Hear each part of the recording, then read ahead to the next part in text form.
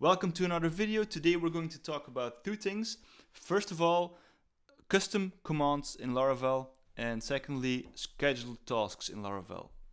Alright, so let's dive into it. Here we go. Alright, so I have a freshly installed Laravel application. I also connected the database in the env file here. It's root. It's not my password. No worries.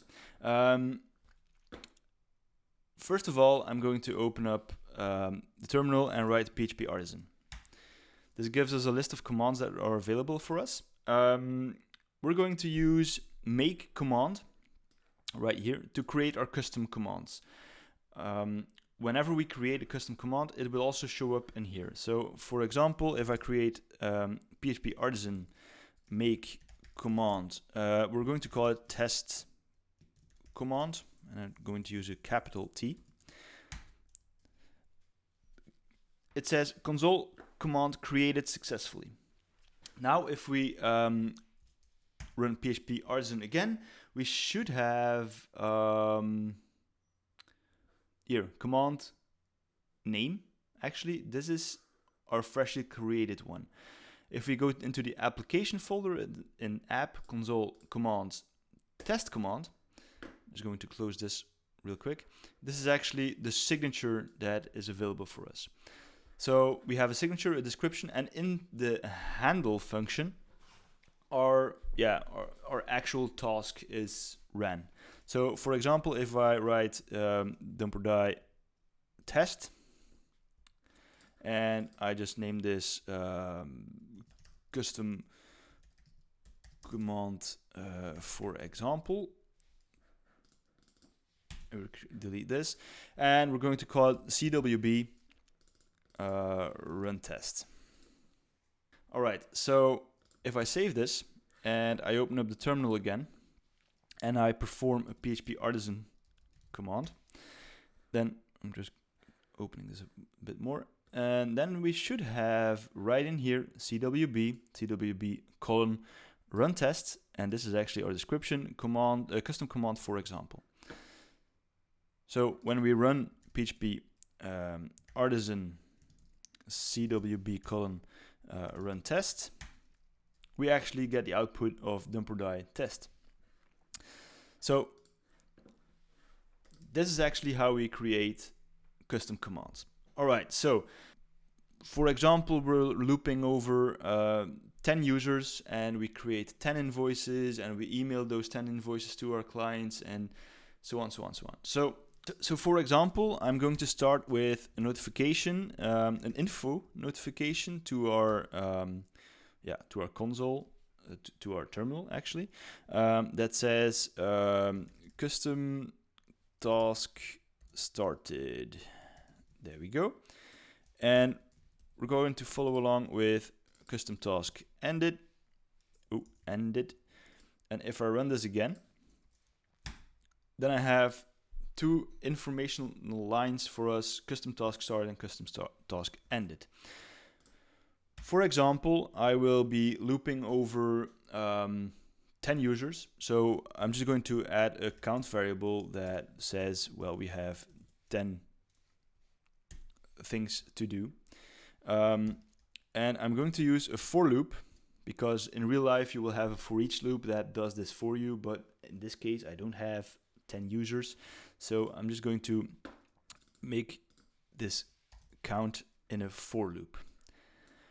For example, I'm going to add a value x that's equal to some mathematical thing right there. There we go. And actually, if we run this again, this will work, but we don't know that our for each is done. So in order to loop over all these things, the thing I like to do is I like to add a progress bar to it. So for example, I'm going to start with a bar that actually has an output, which is, output is not a function, output of a progress bar. So we're going to create a progress bar. And this is a function that takes in a quantity. So the progress bar needs to know how many steps there are in the progress bar. So we just pass in the count. After that, we need to start. So we're going to say start, and start is a function. So here we go. And at the end, the bar needs to finish. And by every step of our for each loop, in this case a for loop, we want the bar to advance to the next step. So we're going to say bar advance. There we go. And if we run this again, we have a custom task started, and well, it went really quickly because it's some small thing right now. We have 0 to 10, blah blah blah, and we can see at the end this is not so nice. So after the bar is finished, I want to add a new line. So this. Instead of info, I will use line with an empty string. There you have it. Now we have it nicely put out. All right, so just for example, I will add a sleep to it of, say, 1.5 seconds, and I'm going to run the command again. So, that's right. It needs to be in seconds, so I will wait 1 second. So now the task will sleep on each step for 1 second, and you can see that the progress bar actually takes some time. All right, so then the task ends. Now we can do everything with this. We can also create a new function, public function do something.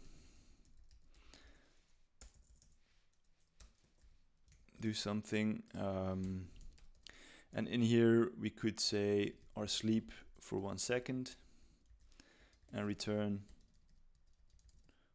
1. Okay, 1 second. And actually, instead of doing this, we could say this do something. And this is actually how I like to, in my handle function, I would like to just put on the main packages of the tasks that we're going to run, and then I just put all the functionality in other functions, and maybe refer to a model function that will do some specific things for that model. So if we run this will actually do exactly the same thing. All right, so we have this in place.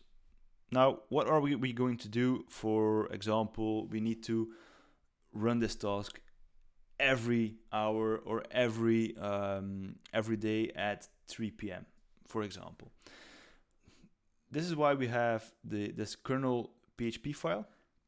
In here we have a schedule function. For example, we could say, like the example says here, schedule commands, for example CWB, it was run test hourly.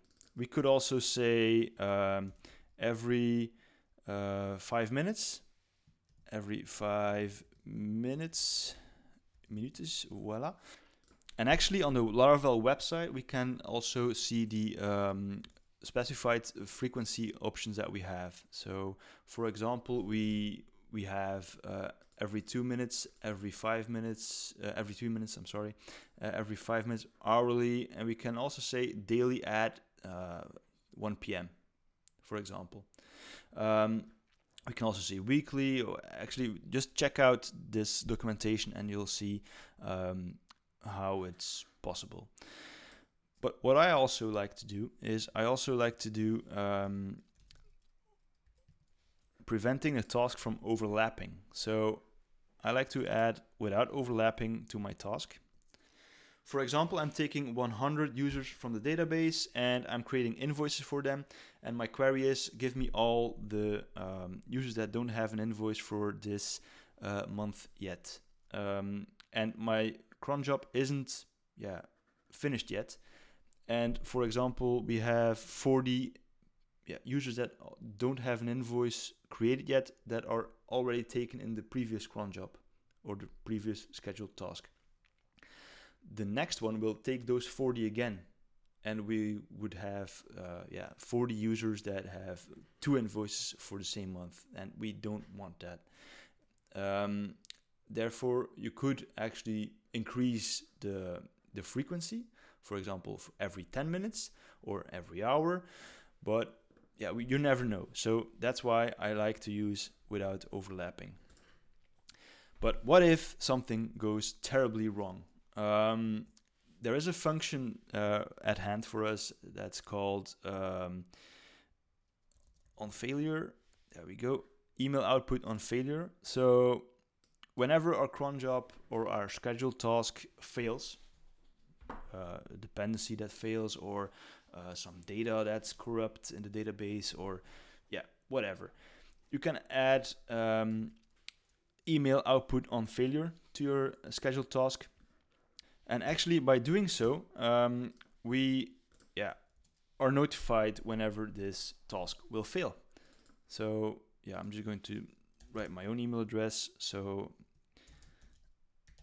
there we go. You can put any email address here, or you could define something in your config file that is imported in here. It's all up to you. So that's how my scheduled tasks are mainly set up. All right, so how will this be done for us? Well, we have to tell our server to use this scheduler. And this can be done, just going to go over to the documentation real quick. Running the scheduler, well, you have to run schedule run on your server level. So actually, this is a cron style of a cron job that we know as cron-top, or in your cPanel or in your Plesk environment, you can create a scheduled task that actually has this kind of cron style event. To perform this locally, we could use PHP Artisan schedule work. So I've changed this to every minute without overlapping, and if something goes wrong, email me at this email address. So for example, you can also check this out here, PHP Artisan. We have schedule run, schedule task, and schedule work. So we're going to go for PHP Artisan schedule work. And actually now the scheduled task is running, and it will check periodically what it has to do with our scheduler. So there we go. Running scheduled command, and this is the command that has been ran. So CWB run test, and this will be done every minute because we defined every minute. And actually, that's it. That's all there is to it.